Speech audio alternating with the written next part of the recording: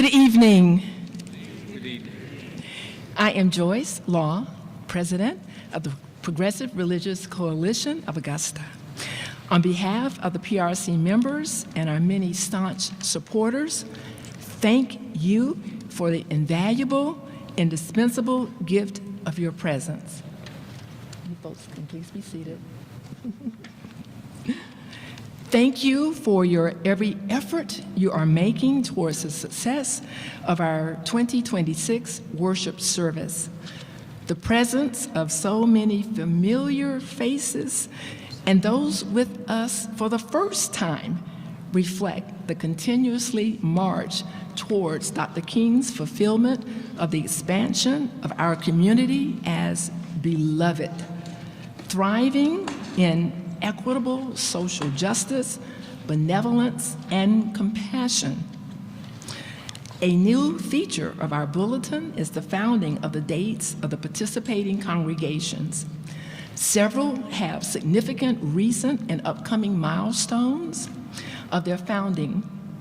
Their sustained presence in our community adds to the unique narrative of unity and cooperation. I'd like to share a few points about Augusta's remarkable role in the civil rights movement that relate to tonight's special presentations. First, as a colonial city, Augusta participated in the first No Kings movement, the American Revolution. Did we win? Did we win? Did we win? Yes, we won.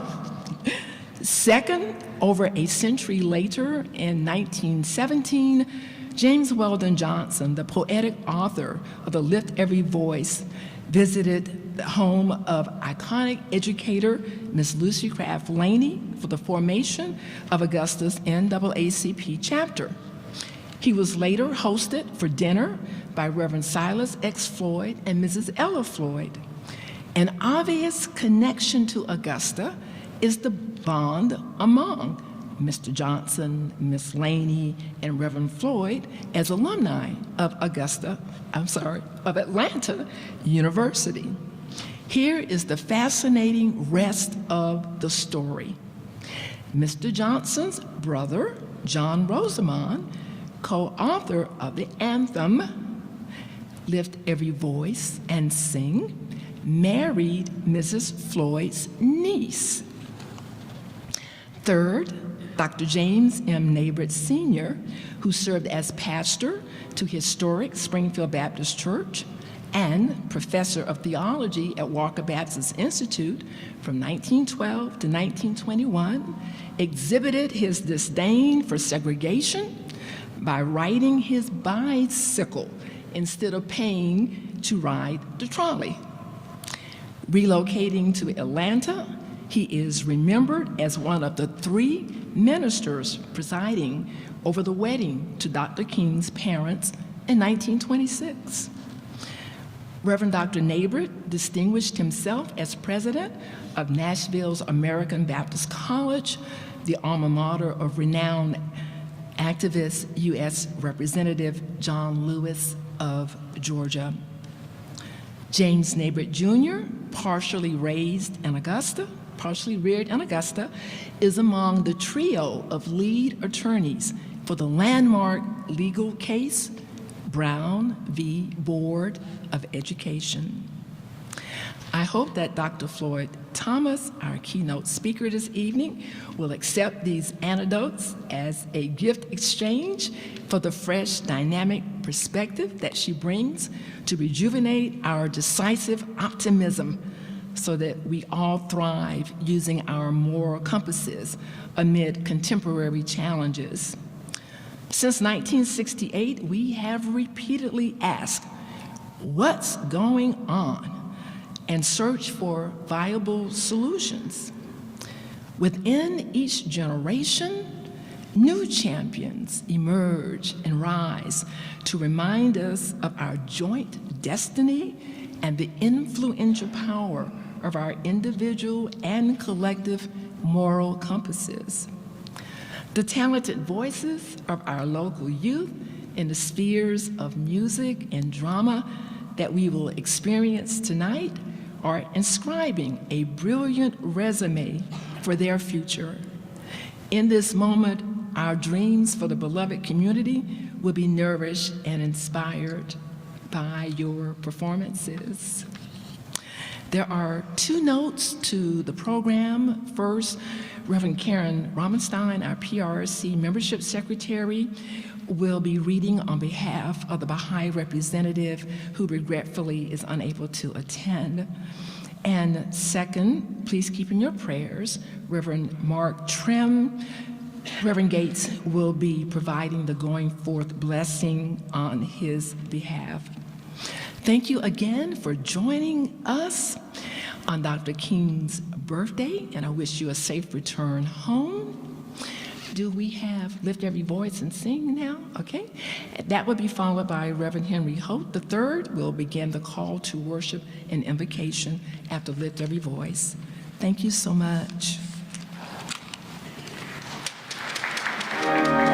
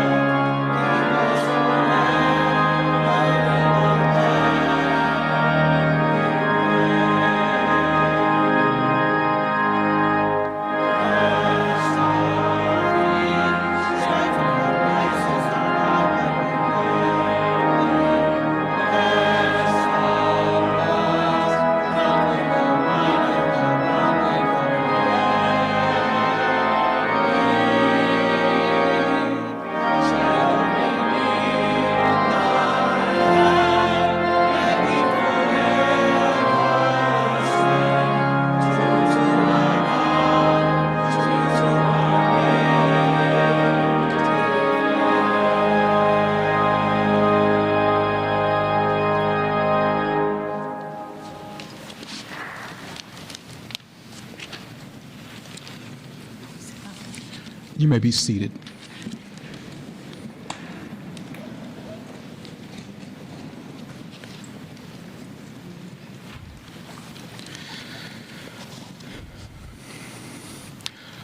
We gather tonight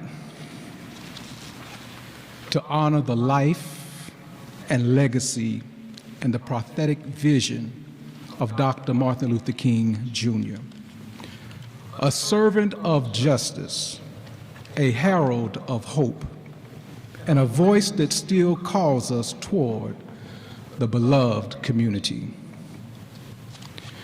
We come mindful of this commemoration is not merely about the past, but about the unfinished work that lies before us.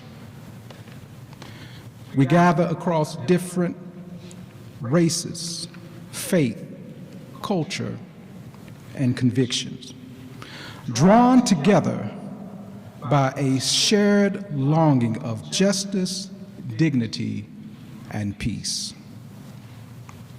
Now let us enter this time of remembrance and commitment with reverence and purpose. Will you pray with me? O gracious one, you who have called us to justice, love, and the humility of spirit, we gather remembering the life and the prophetic witness of Dr. Martin Luther King, Jr. As we gather, we are aware of the fierce urgency of now still pressed upon us. In the streets of Minneapolis and in the communities across this nation, we hear the voice of unheard crying out, a cry born of grief, of frustration, and of long denied promise of justice. We confess that peace without justice is a fragile illusion. We remember that true peace is not about the absence of tension, but the presence of justice. Give us courage to face uncomfortable truths, to resist the temptation of order over equity, and to refuse the shallow reconciliation that bypasses accountability. Where anger fills the streets, remind us that nonviolence is not a method for cowards, but a courageous confrontation of evil with the power of love. Teach us again that darkness cannot drive out darkness. Only light can do that. Teach us again that hate cannot drive out hate. Only love can do that. Hold in your care those who grieve lives lost, those who protest in hope and in pain, and those entrusted with authority, that power may be exercised with justice, restraint, and moral responsibility.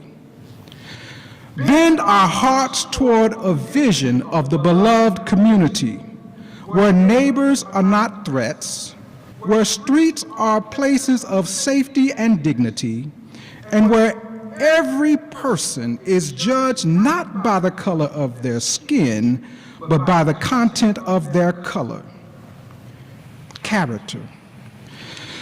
Send us from this gathering unwilling to settle for gradualism, unwilling to remain silent in the face of injustice, and unwilling to believe that time alone will do the work that justice requires us to do now. Strengthen us to be co-workers in bending the arc of the moral universe toward justice, until freedom reigns, not as a distant dream, but as a lived reality for all. We offer this prayer with hope and resolve, trusting that unearned suffering can be redemptive and that love, discipline, and determine will have the final word. Amen.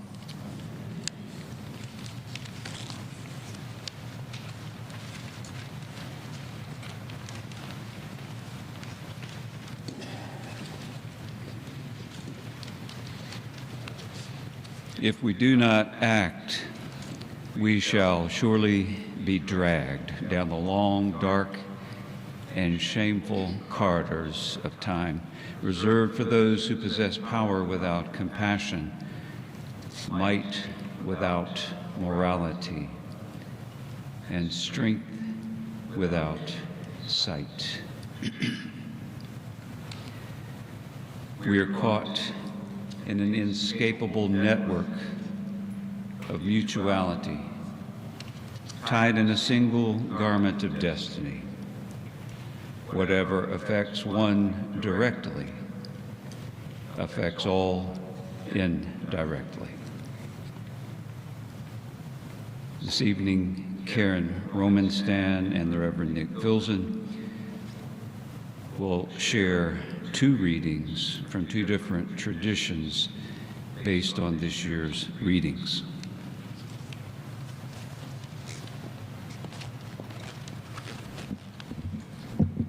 Good evening. While I share the words from the Baha'i faith, I can't help but notice they could very easily be the words of my Unity Church and many other church communities and spiritual communities represented tonight. So the words of the Baha'i faith. Balua has declared that difference of race and color is like the variegated beauty of flowers in a garden. If you enter a garden, you will see yellow, white, blue, and red flowers in profusion and beauty, each radiant within itself, and although different from the others, lending its own charm to them. Racial difference in human kingdom is similar. If all the flowers of the garden were the same color, the effect would be monotonous and weary to the eye. Therefore, Balua has said that the various races of humankind lend a composite harmony and beauty of color to the whole. Let all associate, therefore, in the great human garden, even as flowers grow and blend together side by side, without discord or disagreement between them.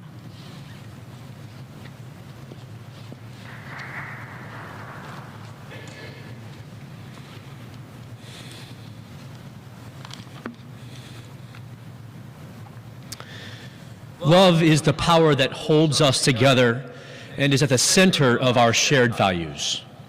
We are accountable to one another for doing the work of living our shared values through the spiritual discipline of love.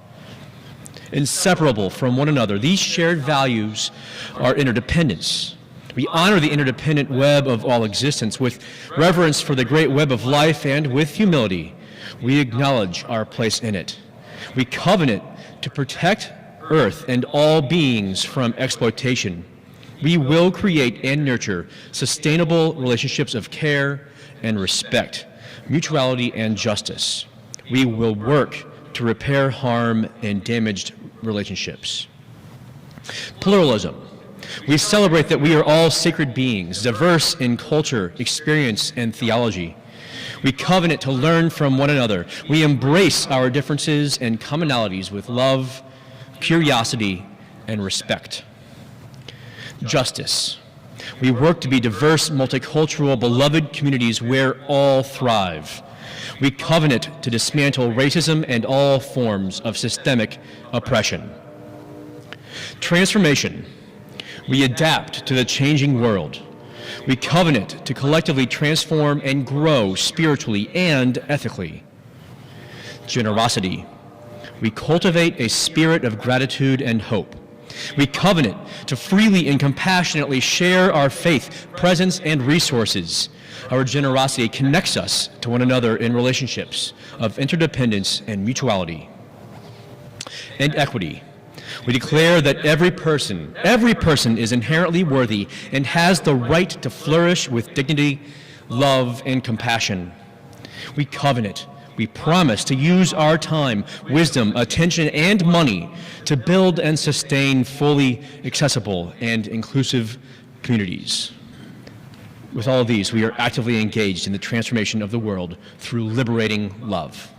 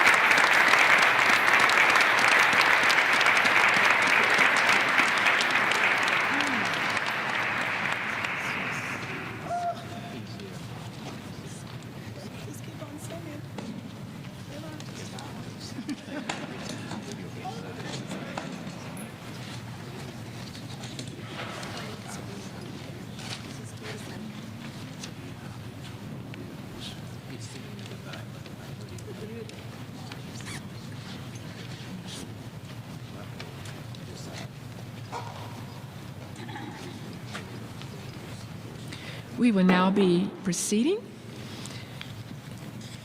our litany with Imam Hamza Ragab, representing the Islamic Society of Augusta, which was founded in 1976.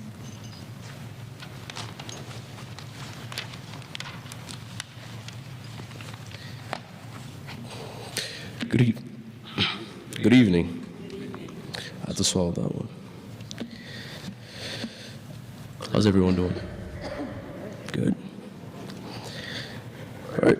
Every time I come here, I always enjoy the company. I always start off with a couple of verses from the Quran, and then a short explanation, according to the quote of Dr. King. أعوذ بالله من الشيطان الرجيم واذكروا نعمة الله عليكم وميثاقه الذي واثقكم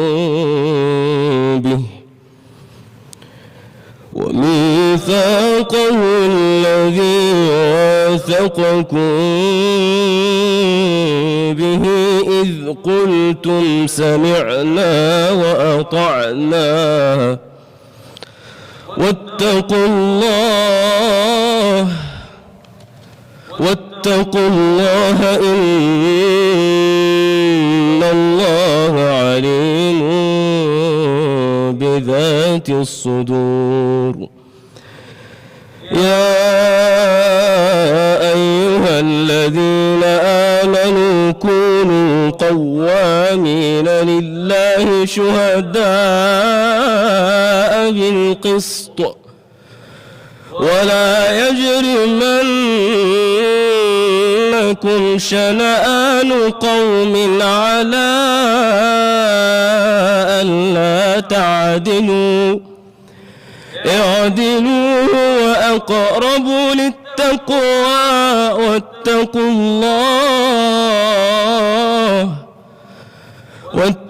الله إن الله خبير بما تعملون وعد الله الذين آمنوا وعملوا الصالحات لهم مغفرة وأجر عظيم والذين كفروا وكذبوا بآياتنا أولئك أصحاب الجحيم يا أيها الذين آمنوا اذكروا نعمة الله عليكم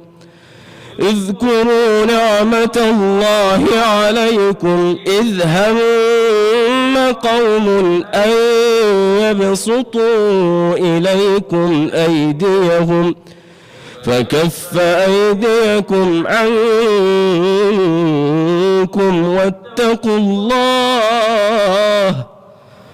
واتقوا الله وعلى الله فليتوكل المؤمنون.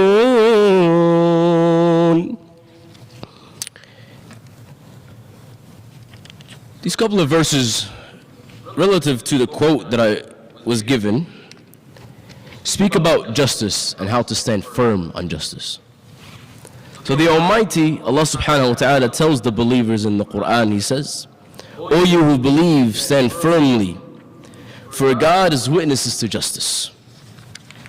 And He says, do not let hatred of a people cause you to abandon justice.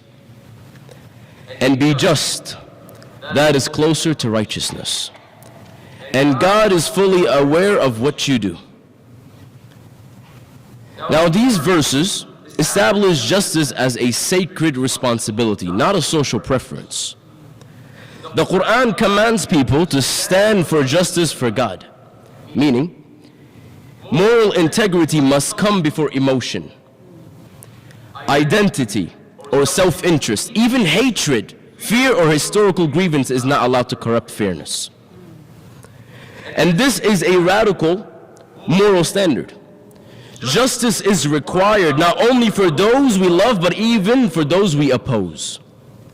The Quran teaches that righteousness is measured by how consistently we uphold justice when it's most difficult.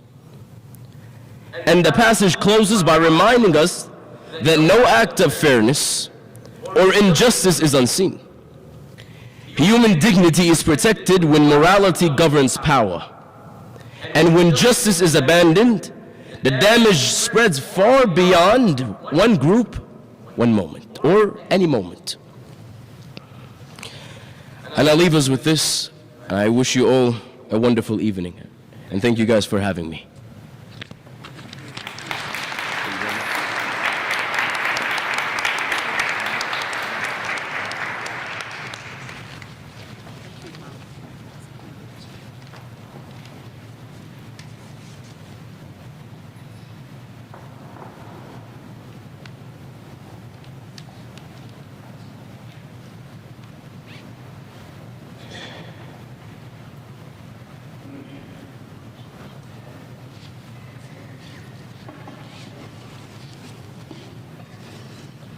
Good evening. The little freedoms that we take lead us to the big freedoms. And with that single truth, Aurelia opens a doorway into memory, into struggle, and into a young girl's awakening. Tonight, we step through that doorway with her. North Star by Gloria Bond Clooney transports us to Greensboro, North Carolina in the 1960s, a nation trembling with change. The sit-ins are rising, voices long silenced are beginning to speak, and a young girl stands at the edge of history, trying to understand her place in a world that is shifting beneath her feet. This story pulses with the spirit of Dr. Martin Luther King Jr.'s call for nonviolent, peaceful protest, and echoes with the courage of Harriet Tubman, who followed the North Star toward freedom. Two eras, two struggles, one unbroken line of determination. And at the center of it all is a family divided. Through poetic language and stirring music, North Star asks us to look back, not with nostalgia, but with honesty. It challenges us to see past clearly so we can better understand the present. Tonight we offer you a glimpse, a single spark. Ladies and gentlemen, distinguished guests, cast of the North Star under direction of Mr. Sean Moten, musical direction of Selena Smith, the Augusta Junior Players. No, you listen. Do you realize how many times or how much time we spent talking about? Thinking about. Dreaming about. Race. Not about culture or our history, but race. To sit down at the table for a meal. Go for a drive in the country. Have people over for cards before the evening gets late. It's what the white folks done now. Or what black folks ought to do. It sucks so much of us, so much of you. There's not much room left for me anymore. There must be a point when we finally arrive, when we get there. Someday, we have got to be free. There's got to be a day where I can sit beside my child in the garden. Or my grandchildren and touch their hair and smile and breathe deep. And there's nobody standing on my chest. That's what I'm working for. Getting there so we can get on with life. Lord, I keep dreaming that we may be the first generation in this country to get it right. To get on with life.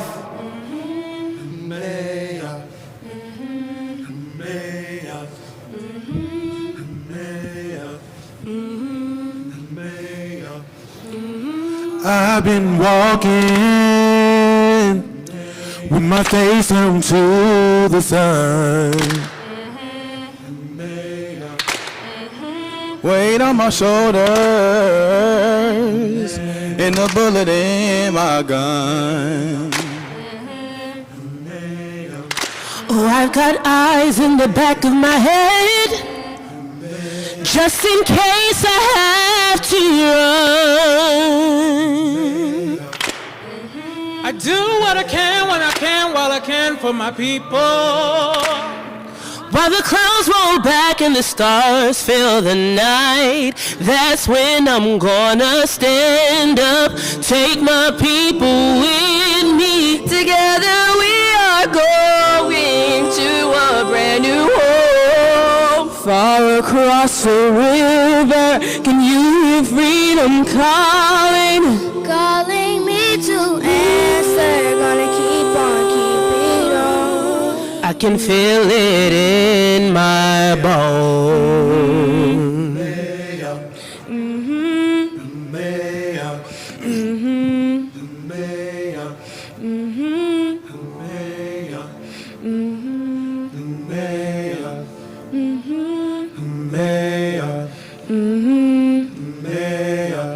Early in the morning,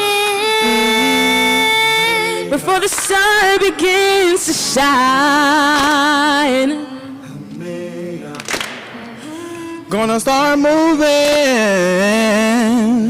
towards that separating line. I'm wading through muddy waters. You know I got a made of mine. And I don't mind if I lose any blood on the way to salvation. And I'll fight with the strength that I got until I die. So I'm gonna stand up, take my people with me. Together we are going to a brand new home. Far across the river, can you hear freedom calling? Calling me to answer, gonna keep on keeping on.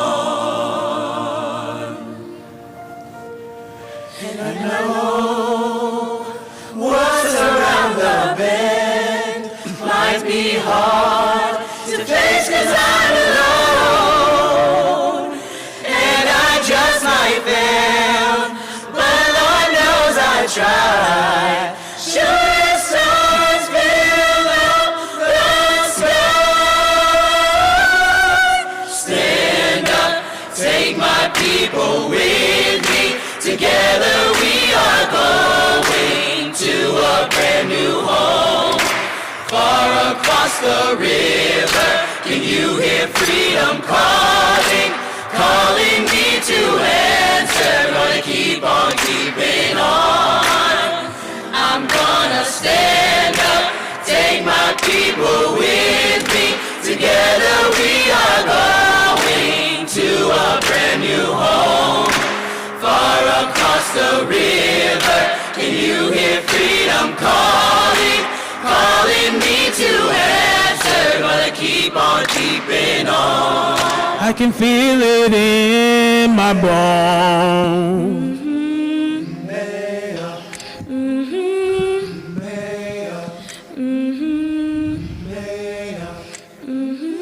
I go to a place of prayer for you. I go to prepare a place for you. To get on with life. Find it here.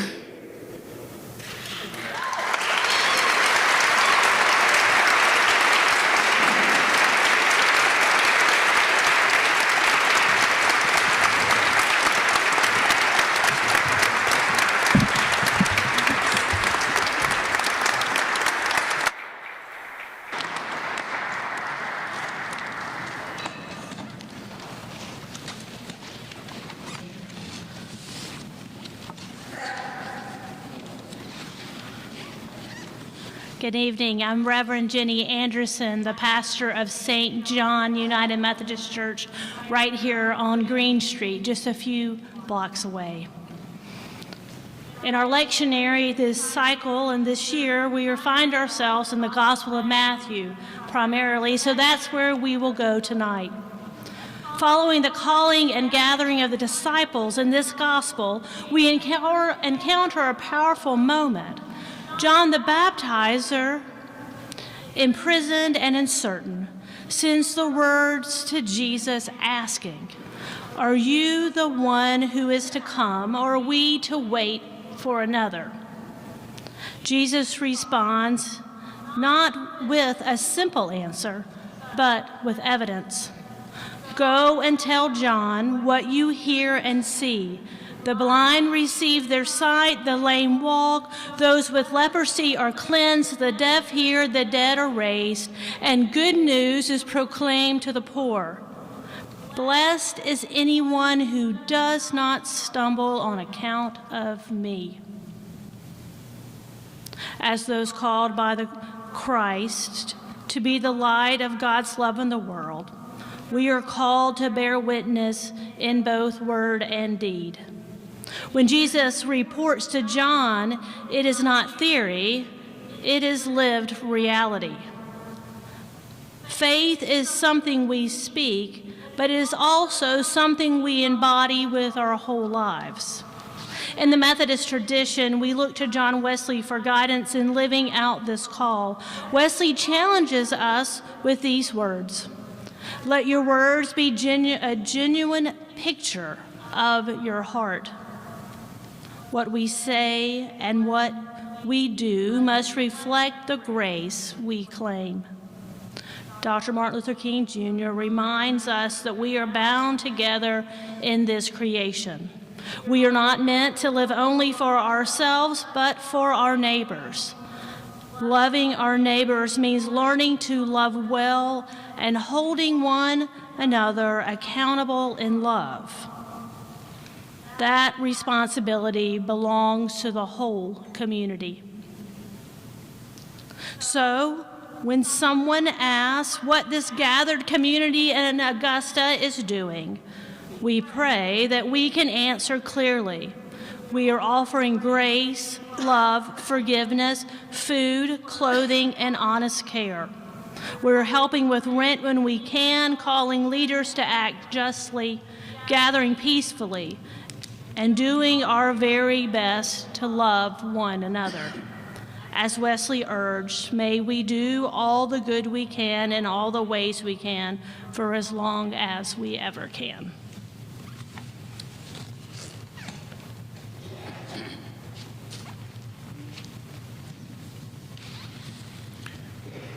We each grow from our own particularity, our own individuality.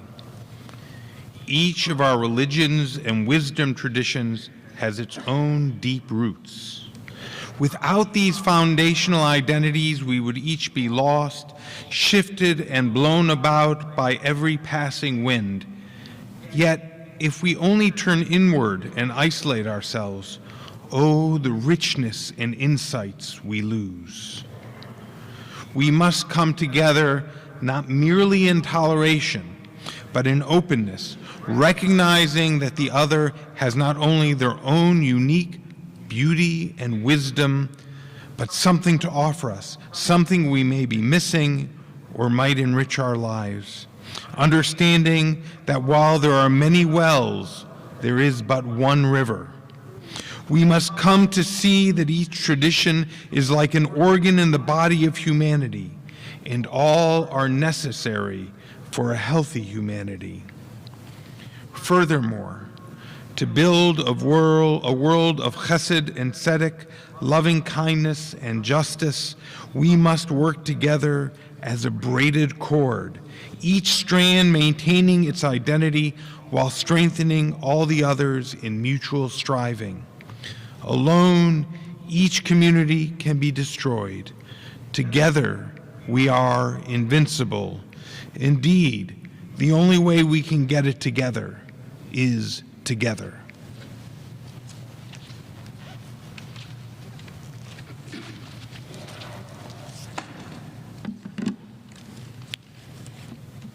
And good evening once again. My name is Sid Gates, and I'm the Vice President of the PRC. It is very right and good that we are here tonight, persons of faith in various creeds who refuse to let a context of diverse beliefs dissuade us from coming together for this time of wisdom gathering. The word king will be referenced multiple times here tonight. Of course, this service historically bears certain respect and homage for Dr. Martin Luther King Jr. Our keynote speaker tonight will develop a concept of no kings in the world church, but a third king reference I will put forth will be that of King George III of England. Dr. King's last Sunday morning sermon before his assassination was delivered at the National Cathedral on March 31st, 1968 in D.C. It was a sermonic address entitled Remaining Awake Through a Great Revolution. King's sermon has a launching pad of sorts in Washington Irving's short story entitled Rip Van Winkle. King states that most of us remember that after drinking a magic elixir, old Rip sleeps for 20 years. But Dr. King draws attention to a huge, often overlooked detail in the story. When Van Winkle went up the mountain, a prominent sign at the village inn had a picture of King George III of England on it. When he came down after his 20-year siesta, the sign bore the image of President George Washington on it. Van Winkle was confused by this signage transformation. His world had changed. What has been going on? So as Dr. King addresses in his sermon, the most captivating and noteworthy thing is not that old Rip slept 20 years, but that he slept through a revolution. Dr. King shares in this sermon, and one of the great liabilities of life is that all too many people find themselves living amid a great period of social change, and yet they fail to develop the new attitudes, the new mental responses that the new situation demands. They end up sleeping through a revolution. Many of us would argue that there has been a revolution of sorts in this country and elsewhere in the world of top-down, oligarchical, authoritarian, power and control philosophies in governing affairs. Not all new stuff, mind you, but to be sure, certain unique presentation in the U.S., proving oppositional to long-held democratic governing principles. Moses repeatedly confronted Pharaoh regarding the enslavement of the Hebrew people, but it was not about Pharaoh bashing per se, or his political party, if you will. Moses assailed and pushed back on the oppressive governing ideology and principles, and of course the horrific application of such. Similarly, many of us contend, and a host of us gathered here tonight concur, that we are also seeing a current revolution of sorts as a countervailing force, a revolution force opposing the dismantling of evolving democratic principles this nation has been committed to, ever how imperfectly. A counter-revolution fueled by justice standards, moral principles, utilitarian ethics, often laced with enduring religious and spiritual dynamics. Momentarily, you will hear from one such spokesperson of this counter-revolution who commands national respect and attention for her written and spoken prophetic words. Someone who fits appropriately into the lineup of noteworthy justice champions this annual service showcases. Stalwarts of justice such as Cornel West, William Barber, John Meacham, Raphael Warnock, Eddie Glaude, and others. Her work impressively draws from many diverse areas of scholarly affairs, but most assuredly from religious and spiritual sources. Accurate and correctly applied matters of religion and faith are so crucial in these days of redacted religious core values of love, inclusion, tolerance, peace, and justice, again overlooked often for political purpose. Our 18th annual Keeping the Dream Alive While Dr. King Still Matters interfaith service keynote is Dr. Stacey Floyd-Thomas. Dr. Floyd-Thomas is professor of ethics and society at Vanderbilt Divinity School and a professor in the Graduate Department of Religion at Vanderbilt University. She holds degrees from Vassar College, Emory University, Tennessee State University, and her PhD is from Temple University. She is a scholar's scholar. She is a noted editor and the author of numerous articles, book chapters, and 6 books. Several of these on the right, your left, for signing tonight and purchase. Dr. Floyd-Thomas is the executive director for the Society of Christian Ethics and the Black Scholars Group. She is co-founder of the Society for the Study of Race, Ethnicity, and Religion. She is a nationally venerated liberation theologian, and her womanist theology and thought contributions are often groundbreaking. Her liberation focus is all about empowerment, for women to be sure, but there is application for all society members. Her work addresses the causes of marginalization, exploitation, and victimization in pockets of societies, and they address also hopeful essential means out of such a morass. chiefly via faith fundamentals which underpin her Truth to Power work. She is ordained in the American and Progressive National Baptist Convention traditions. Folks, in short, Dr. Stacey Floyd-Thomas is not miserly with the gifts that Numinous has given her. She is in the now, she is relevant, she is evocative in print, and equally so you will learn orally, and what's more, she is here. It is an honor and gives me great pleasure to introduce Dr. Stacey Floyd-Thomas. Please welcome her and her edifying words of wisdom for us tonight.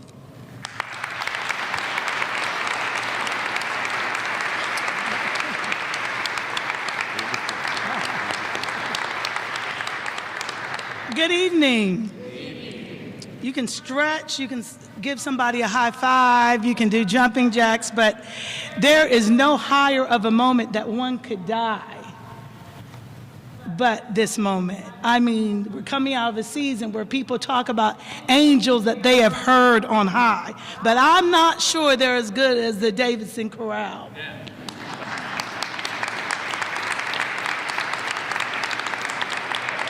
And if I had to march, and if I had to speak truth to power, I would want the Augusta Junior Players at my back and flanking my side.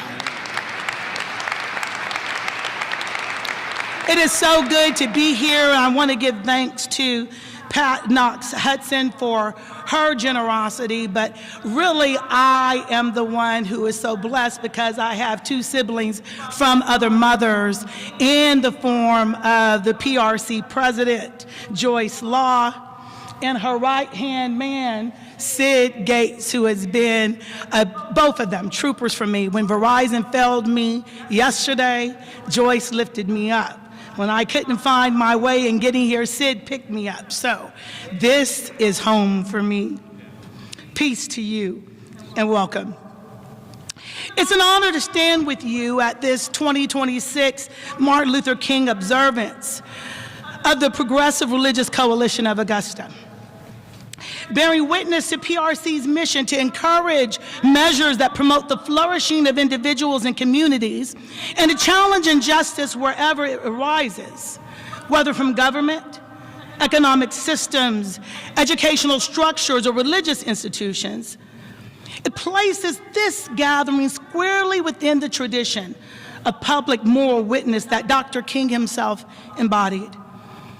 So it's wonderful to share time and space with folks who understand that social justice is neither a partisan preference nor a performative posture, but truly is a moral and spiritual obligation grounded in the flourishing of people and communities.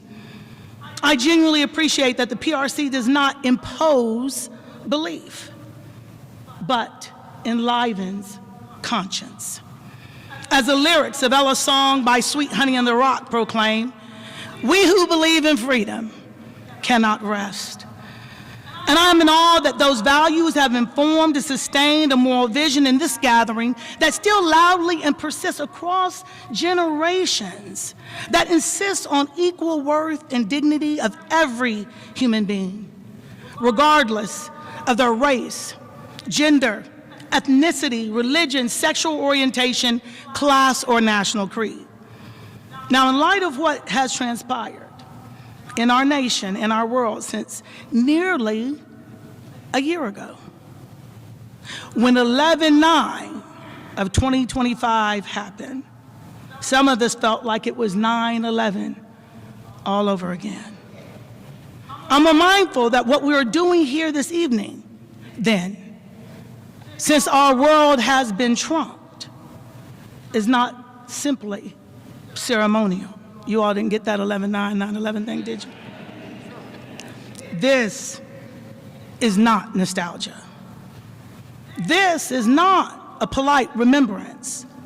What we're doing here this evening is moral work. And moral work requires language that names reality honestly. It means that you believe what your supposed lying eyes are telling you, especially in times when truth itself is under pressure. So on a day like today, the actual birthday of the Reverend Dr. Martin Luther King Jr., we gather with gratitude,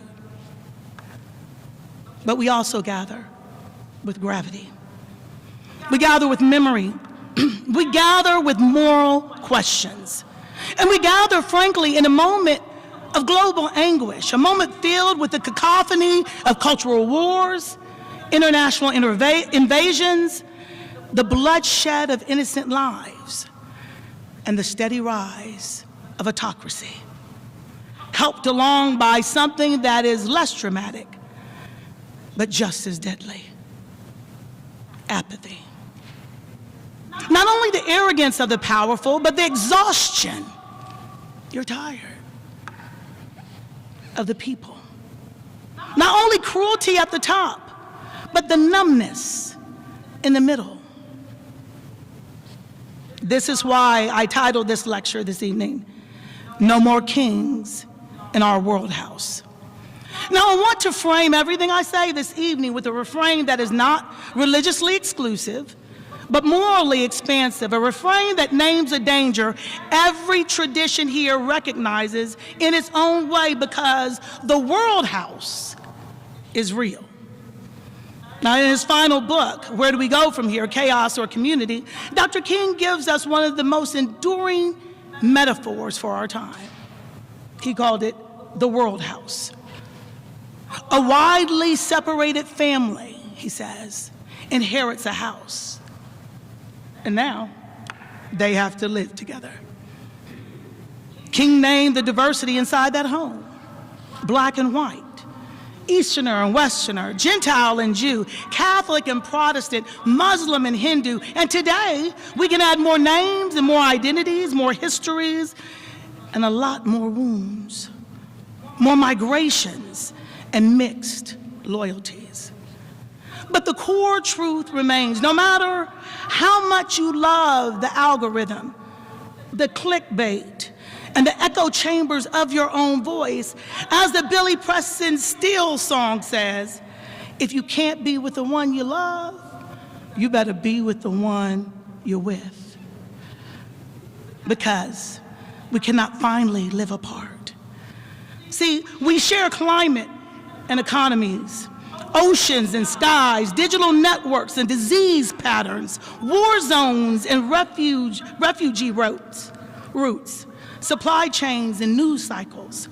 We are tied together not only by a single garment, but also by what we consume and what we refuse to see, by what we fund and what we tolerate, by what we post and what we permit. And here is the problem. Some people are trying to turn the world house into a palace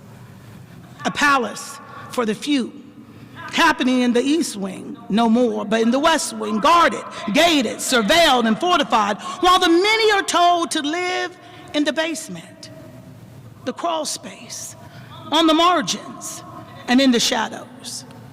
You see, that's what kings do. We don't need any more kings.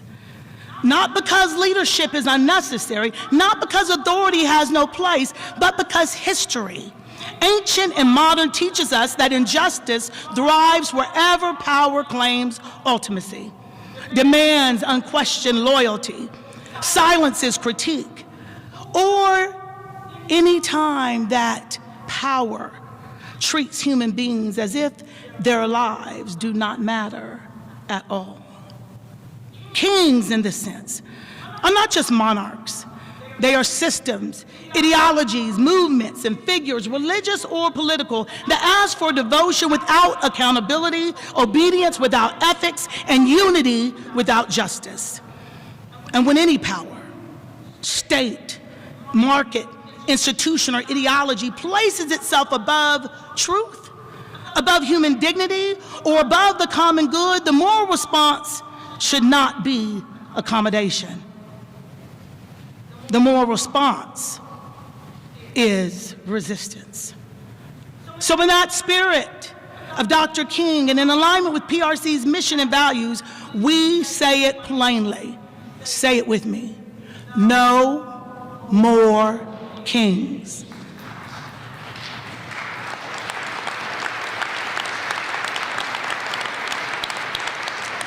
No more domination disguised as order.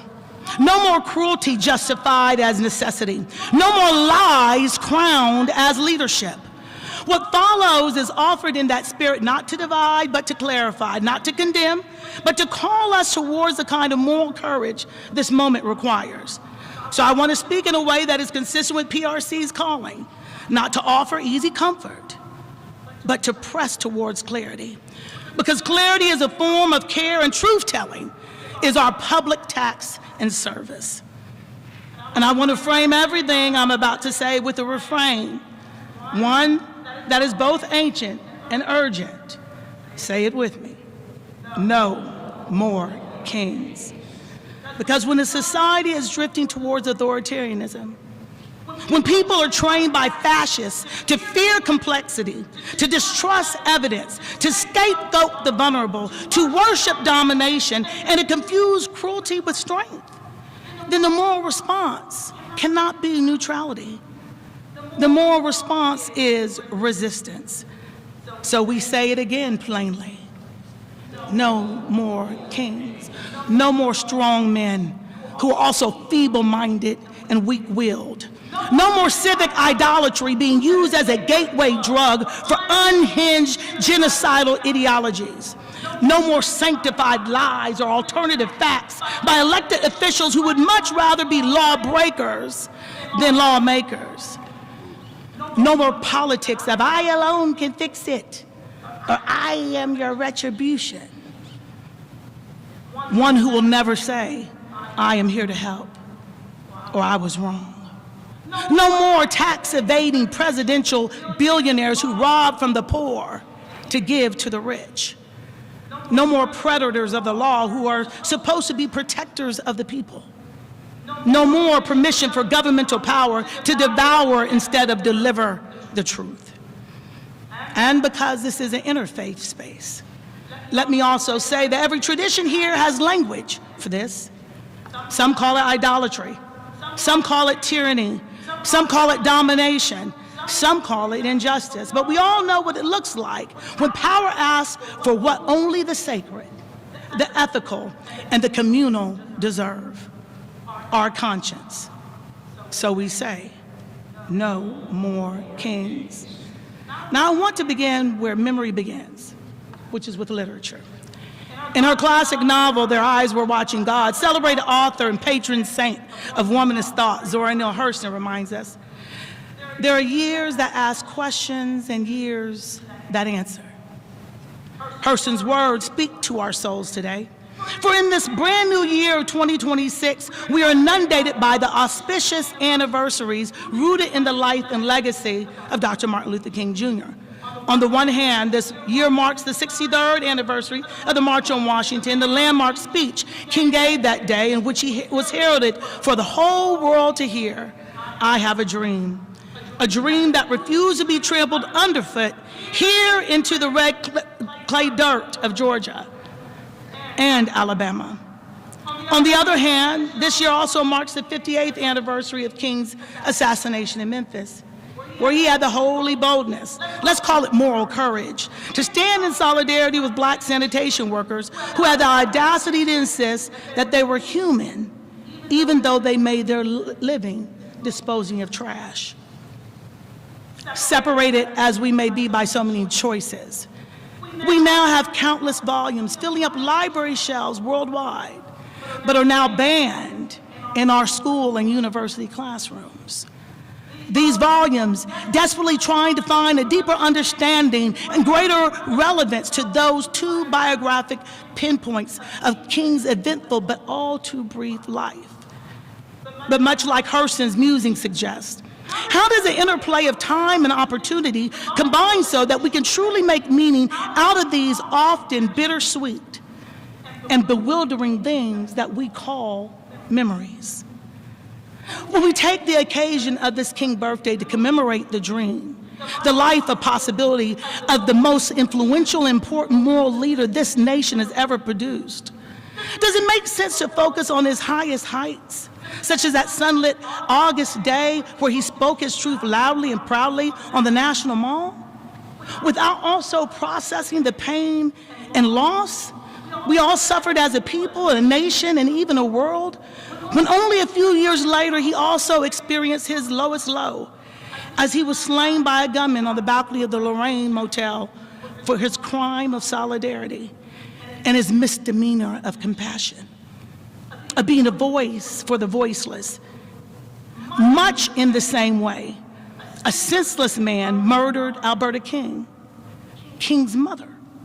Did you know that? 6 years later, as she sat at the organ of the Ebenezer Baptist Church, not because of the racist bigotry of a white man like Dylan Roof, but all because he was a black man who didn't like Christians.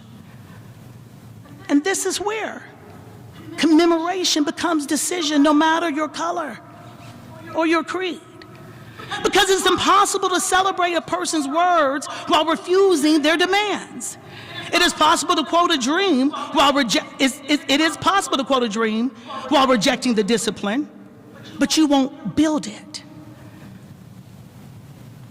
It shouldn't be possible to memorialize then without transforming.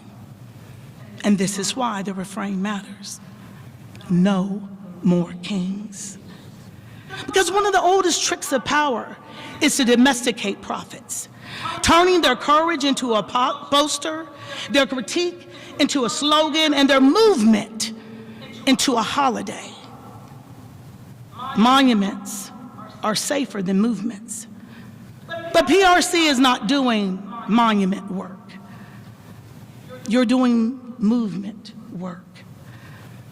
In what would have been his final sermon that was never spoken aloud because of his assassination, King warned us with that title of that sermon: America may very well go to hell.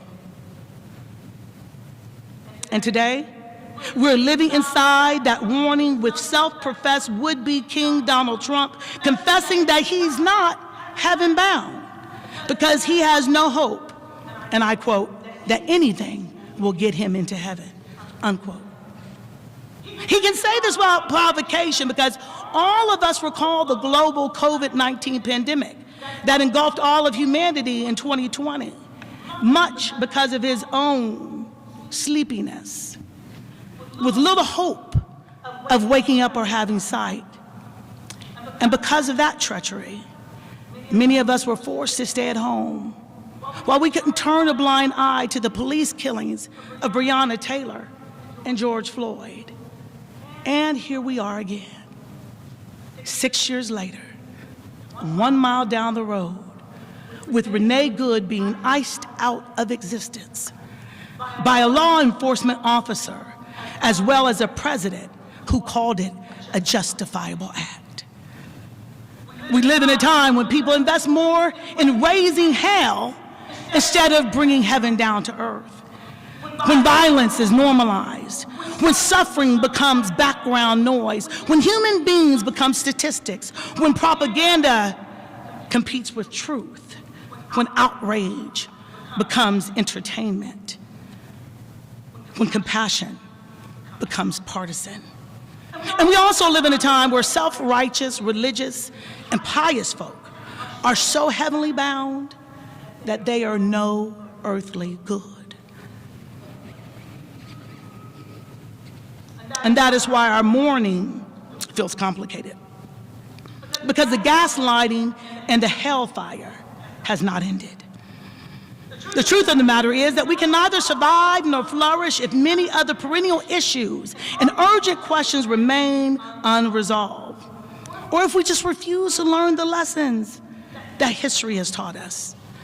And we, not merely as collaborators, community organizers, or citizens, trying to negotiate a world miscolored and marred that judges character and competence along a racist continuum of honorary whiteness and dishonorable blackness, but we as a people of conscience, people of moral imagination, people accountable to something bigger than ourselves, we must take seriously Kelly Brown Douglas's query and ask ourselves, what does faith have to do with it?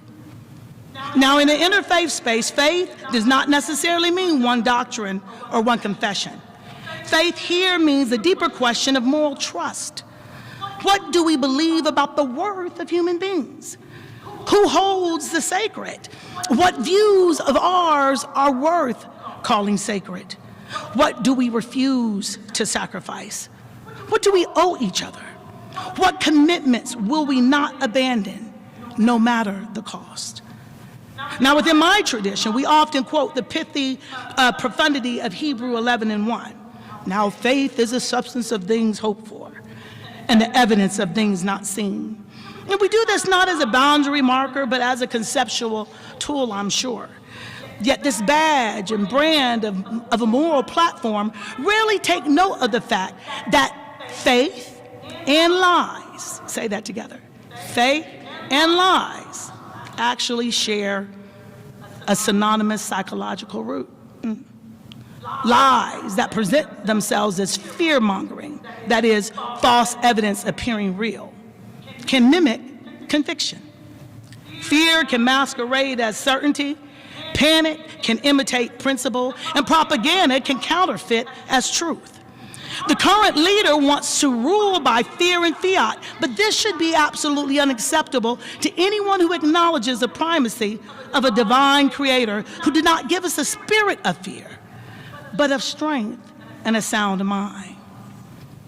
Likewise, the adage, hindsight is 20/20, is a hopeful sentiment rather than an established truth.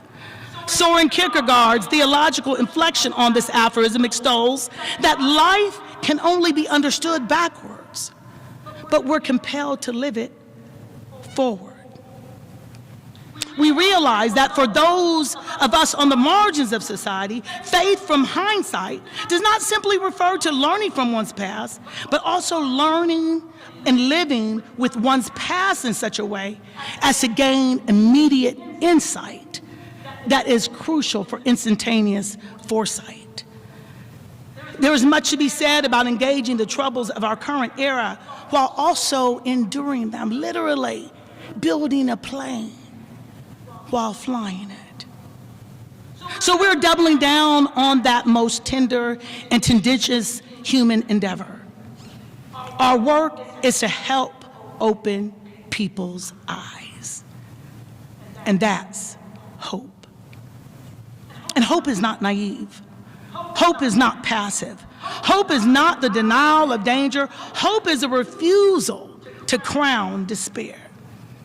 So we say again, no more kings. No more kings named fear.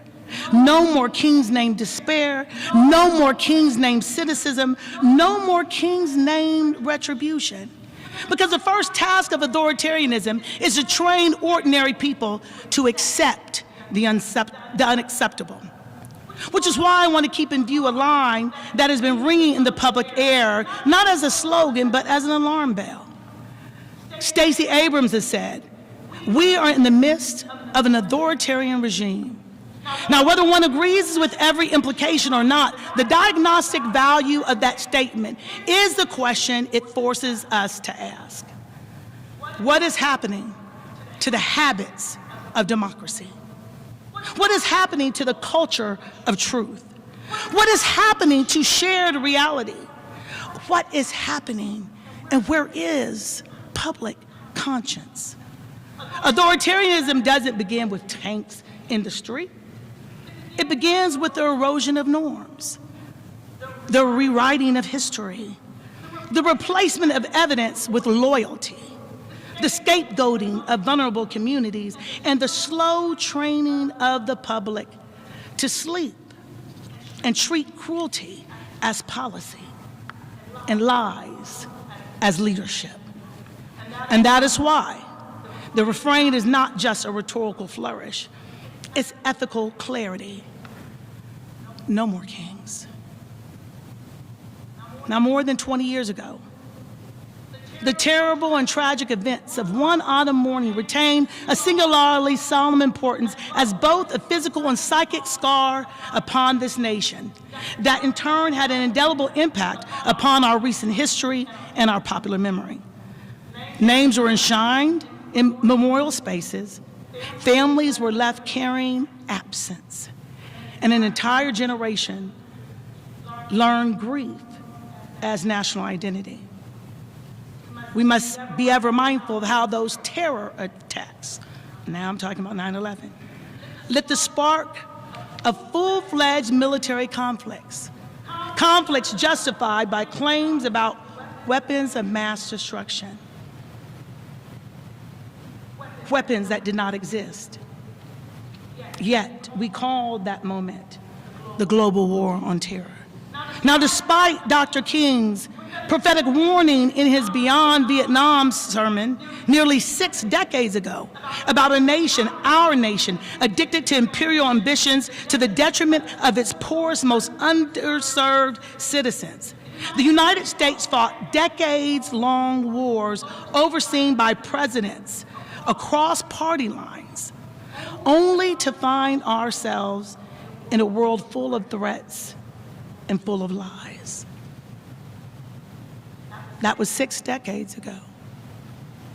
How soon will it be until someone will have to write a message proclaiming that the U.S. will have to move beyond Venezuela?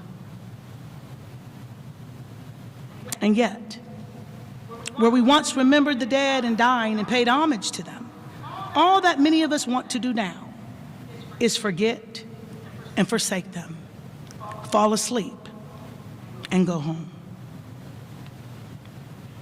And still again, for those of us who survived the so-called summer of racial reckoning in 2020, how much of anger, anxiety, and animus of that historic moment still remains at the core of our collective consciousness? With the failure to pass federal legislation such as the John Lewis Voting Rights Act or the George Floyd Justice and Policing Act of 2021, we are still waiting for social reforms beyond scrubbing racist stereotypes from sports teams and grocery store items.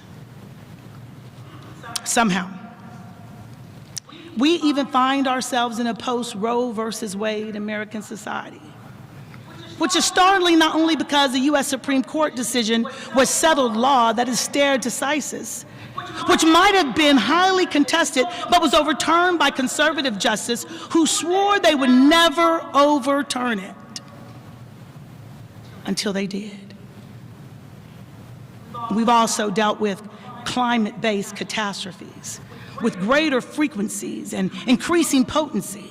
In recent years, we have had countless scourges, you have felt some here, ranging from mile-wide meteorites to massive wildfires, monstrous mudslides to monkeypox, or to murder hornets. Do y'all remember the murder hornets? I'm from Texas, I remember the murder hornets.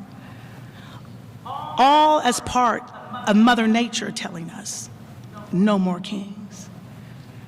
And the universe letting us know that we really aren't in charge of anything. This moment in time demonstrates how deep solidarity, coupled with compassionate critique, rooted in the best virtues and values bestowed by our ethical traditions, can help us bring our country into better view.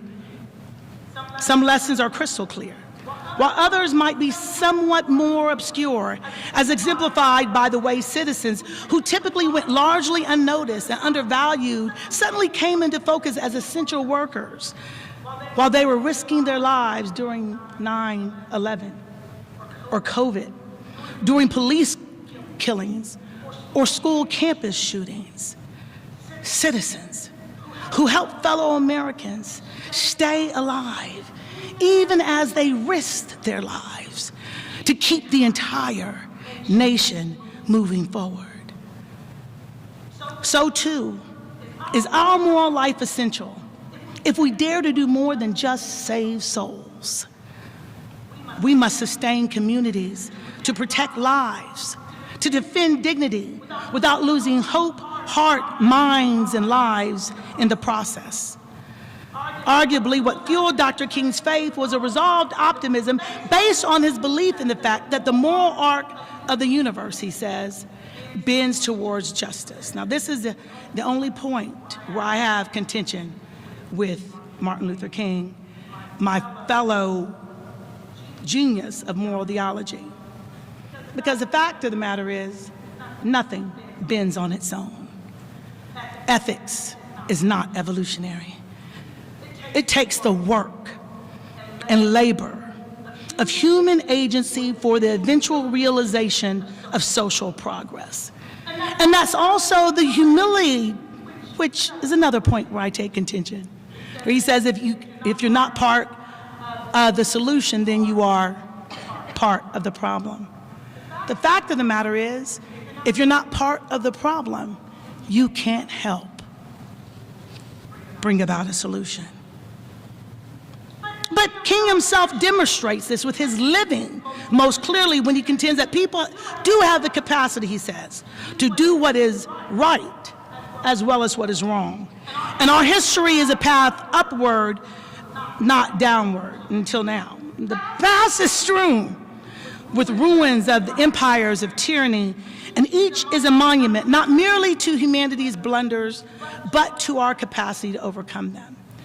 He says, this is why I remain an optimist, though I am also a realist about the barriers before us. And he goes on to tell the truth about the nation's contradictions, about equality still far from solution, about democracy flawed economically and socially, about justice for black people requiring radical changes in the structure of society, about exposing evils rooted deeply within the whole structure, about radical reconstruction being the real issue. But much like the road to hell is paved with good intentions, the road to fascism and tyranny is paved with people telling you there's nothing to worry about because it's not as bad as you think. Whether rumors a la the late Donald Rumsfeld would have us all believe that the absence of evidence is not evidence of absence, or alternative facts that promote and protect the most unqualified person in U.S. history to name and claim the presidency of the United States by beating out the most qualified person in U.S. history who also won the majority popular vote in 2016? And then again, when he beat the most qualified candidate in 2024 as a convicted felon? Here we must humbly admit to ourselves that the political norms and socio-political institutions we once thought were foolproof have proven in fact that we have been fooled.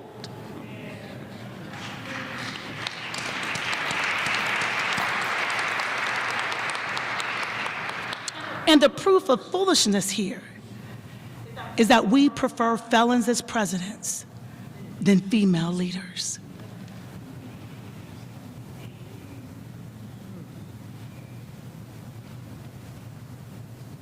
It's no bit of exaggeration to state that our cherished nation is lurching much closer than ever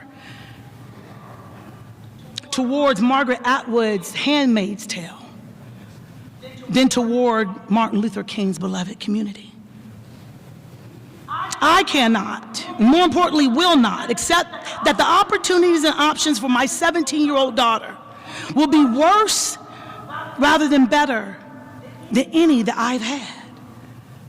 In fact, it might be much more like, and perhaps worse, than the life chances and choices of my mother or grandmother. I stand resolutely in my moral conviction, believing that to do so is to move to the exact opposite direction of where this nation is headed, because that's what justice requires for our lives. To be clear, the reason why it's not politically correct to talk about misogyny, race, religion, economics, and politics is because small talk keeps us majoring in the minor while fueling the fire of incorrect politics. That's why many folks do not want us to talk about hope, because they are afraid and unwilling to do what it takes to make the world better for us. The attack on critical race theory should be a crime in and of itself. Diversity, equity, and inclusion, DEI, is the Imago Dei, humanity made in the very image of God.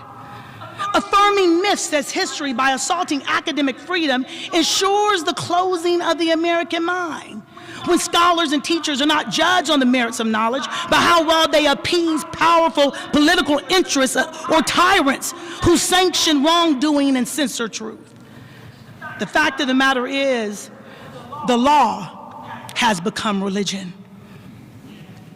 Let us turn to the United States Constitution, as Derek Bell reminds us that the U.S. Constitution has become our secular Bible. And that phrase is more revealing than reverent, because like the Bible, the Constitution is more honored than it is read, more accepted than understood, and more quoted than respected. It is defended more fiercely by those who don't know how to hold the Bible right side up, who think we're talking about 2 Corinthians rather than talking to a community who neither know nor care about comfort for the good. The Constitution has become this nation's secular religion, meant to ground our law and guide our governance. But over time, its promise has been distorted. Its meaning bent by those advancing agendas rather than truth. And when this happens, Bell says, its power is not fulfilled, but it is betrayed, reduced to the readings that are shallow, misleading, and actually downright dangerous. Today, wisdom cries out in the streets, and common sense begs the question, how are schools and students expected to observe holidays? Holidays like King Day, Juneteenth, Thanksgiving. Yet we censor teachers from teaching about what these days actually are, how they came to be, and why it matters as a part of U.S. history in order to form a more perfect union, to establish justice and assure domestic tranquility. These holidays aren't about barbecues and state-sanctioned days off, to tell people of color and the undeserved to shut up and sing, "My country, 'tis of thee." Those of us here tonight should be singing, "Oh say, can you see?"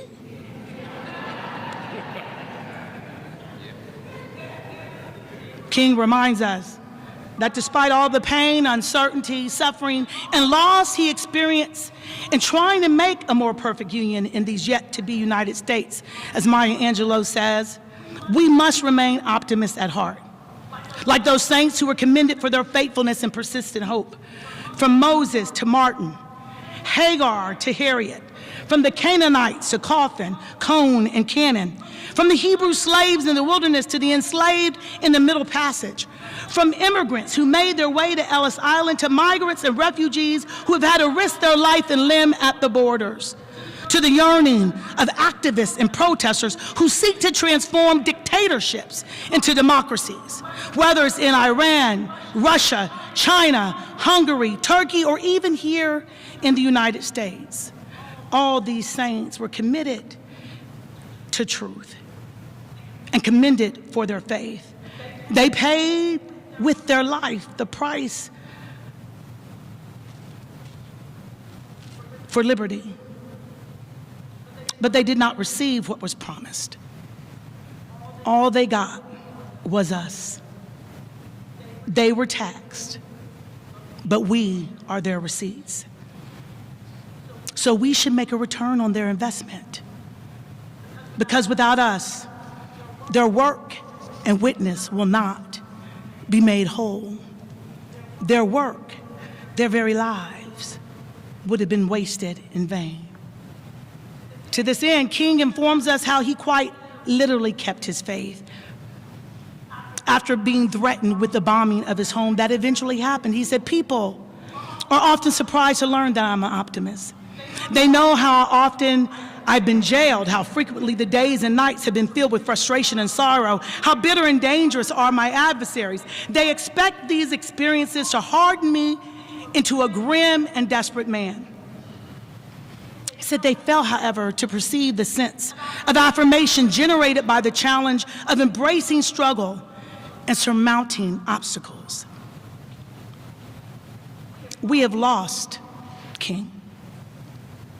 And even here we must say that in this moment, we don't need And this moment does not call for a new king to arise. Ours is a world house moment, not fit for a king, or even more leaders, singular figures who decide for us. As Ella Baker teaches us from the eternity, we are never leaderless, but actually each one of us are leaderful once we recognize that we are the ones we've been waiting for. I believe ours is a world house moment for leadership, kinship, not kingship. Kinship is leadership that is shared. Kinship is leadership that is accountable. Kinship belongs to the people because we are the true source of power. Democracy survives only when people show up, not just to vote, but to hold power accountable, to protect one another, and to refuse complicity with the unjust and immoral forces of this world. That brings us right back to Dr. King. You see, King did not die so we can remember him. He lived and gave his life so we could become something different. So let me say one last time, this time as a charge, declaring no more kings. No more kings means we stop waiting for a savior and we start becoming the change we are praying for. This is not about finding the next king. It's about finding the people who are ready, willing, and able to do the work of building the world house. But this requires asking simple, straightforward questions. Who will organize? Who among you will tell the truth? Who will stand in the public square and act like something is wrong? Do me a favor. Look at your neighbor's face. Like, really, look at your neighbor's face. That is the name conscience is calling.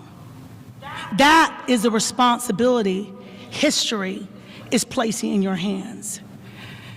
It is time to return to the heart of the moral tradition, not a gospel of comfort, not a gospel of courage, not faith in spectacles, but faith in people. We are not spectators of history, feeling wounded and patting ourselves on the back for being in this elaborate space. We can't be spectators. The world house may be burning, so we cannot sit here condemned to watch it burn. We are the backfire that controls the wildfire, so the fires that are creating a hell for us all can be extinguished. We can become repairers. We can become healers. We are truth tellers. And we can become peacemakers with memory and muscle. No more kings in our world house. No more kings over truth. No more kings over our bodies. No more kings deciding our future. And as my tradition says, amen, but all of us can say, may it be so. But tonight, may you take an even more sacred vow and become the ones to make it so. Blessings.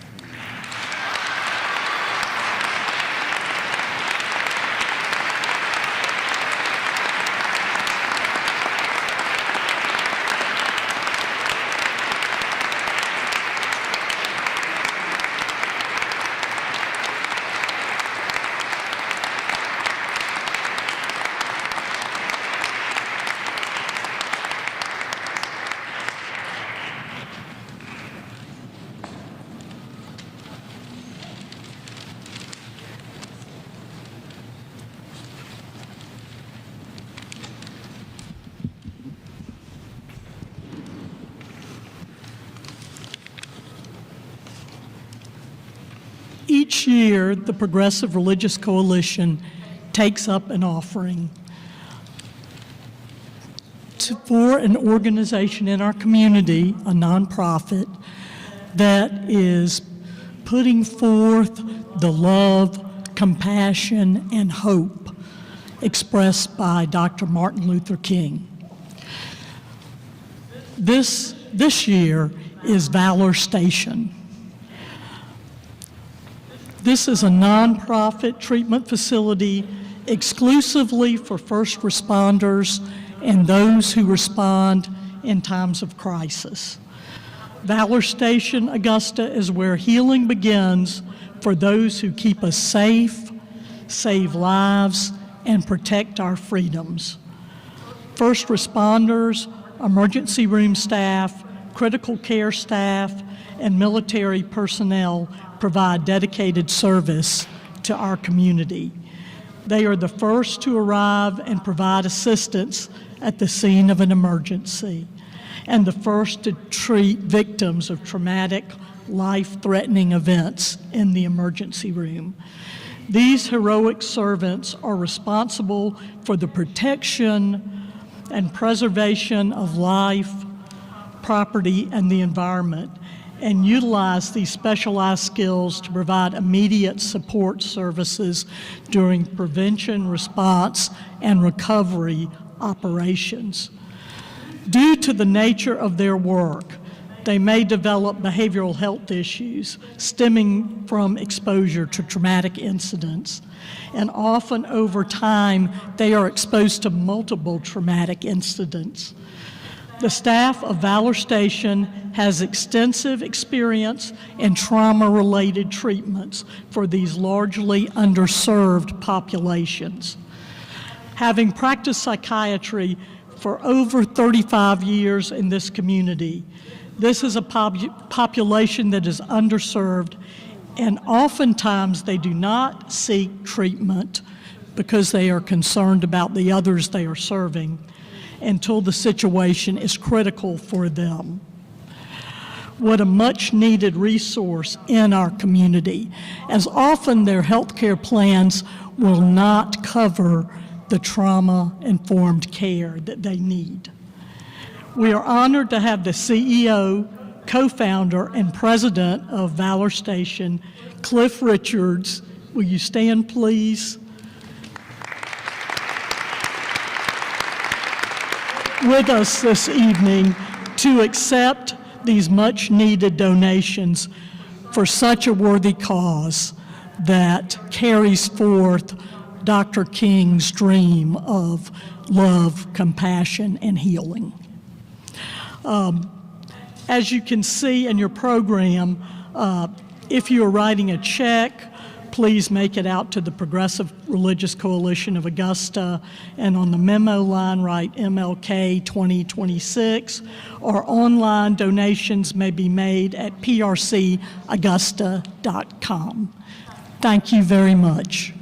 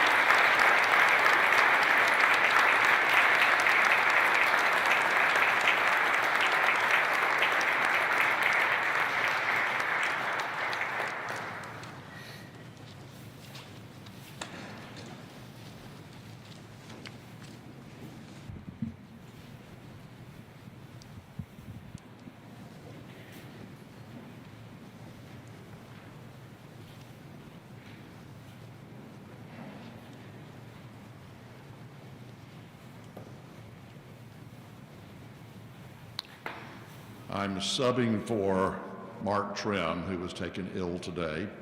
Our going forth blessing is to learn to bless yourself more. To learn to bless yourself more, mind, body, spirit kind of thing. Jesus said, love your neighbors, you love yourself. If you don't love yourself very much, you're not love your neighbor very well. Hillel or Hillel, the rabbinic school around the time of Jesus, Hillel once said, if I'm not for me, who will be for me? If I'm only for me, what am I? And if not now, when? May it be so.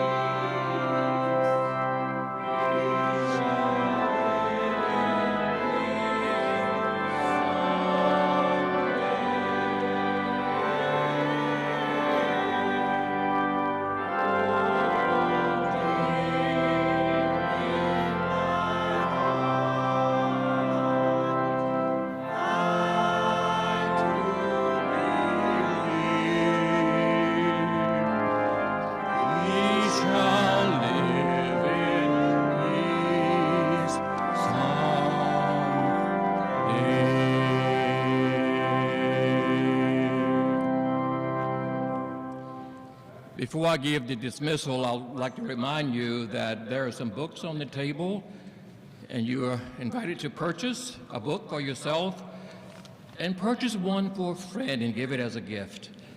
And Dr. Floyd-Thomas will be available to sign those. As we go forth, may we refuse the temptation to be silent, comfortable, or complacent in the face of injustice. Dr. King warned that if we do not act, we shall surely be dragged down the long, dark, and shameful corridors of time reserved for those who possess power without compassion, might without morality, and strength without sight. He also reminds us that we are caught in an inescapable network of mutuality, tied in a single garment of destiny. Whatever affects one directly affects all indirectly. So as the Progressive Religious Coalition and this gathered community leave this place in peace, let there be compassion in our power so that every decision bends towards justice and mercy. Let our might be moral so that our influence heals, uplifts, and protects the most vulnerable. Let there be vision in our strength so that we see no other as bound together in God's single garment of destiny.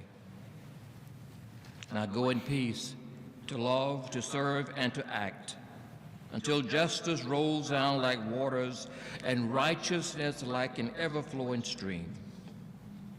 And may the blessing of Almighty God, Creator, Redeemer, and Sustainer, rest upon you, work through you, and keep you this day always.